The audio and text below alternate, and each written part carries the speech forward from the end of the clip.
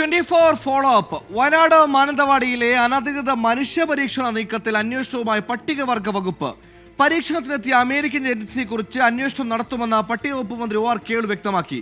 വകുപ്പിന്റെ എതിർപ്പ് മറികടന്നാണ് ആദിവാസി ഉന്നതിയിൽ സംഘം എത്തിയതെന്നും മന്ത്രി വ്യക്തമാക്കിയിട്ടുണ്ട്. ആരോഗ്യവകുപ്പിന്റെ അന്വേഷണം തുടരുന്നതിനിടെയാണ് പട്ടികവർഗ വകുപ്പും സംഭവത്തിൽ അന്വേഷണം പ്രഖ്യാപിച്ചത്.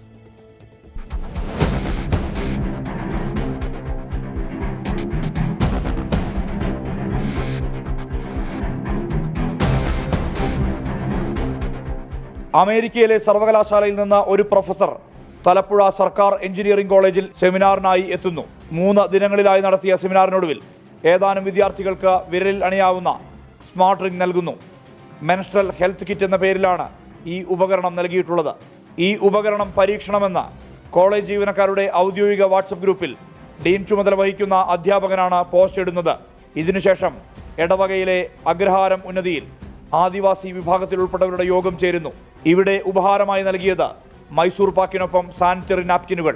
ഇതിനെല്ലാം പിന്നിൽ ആർത്തവ ചക്രവുമായി ബന്ധപ്പെട്ട വിവരശേഖരണമെന്ന് പകൽ പോലെ വ്യക്തം.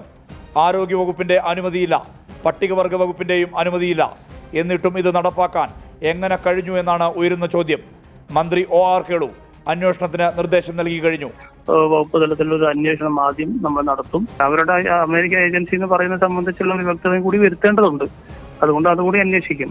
അമേരിക്കയിലെ PC Rosie college of applied സയൻസിലെ പ്രൊഫസർ ധ്രുവ് ശേഷാദ്രിയാണ് ക്ലാസ് എടുക്കാൻ എത്തിയതെന്ന് എഞ്ചിനീയറിംഗ് കോളേജിന്റെ വാർത്താക്കുറിപ്പിൽ പറയുന്നു.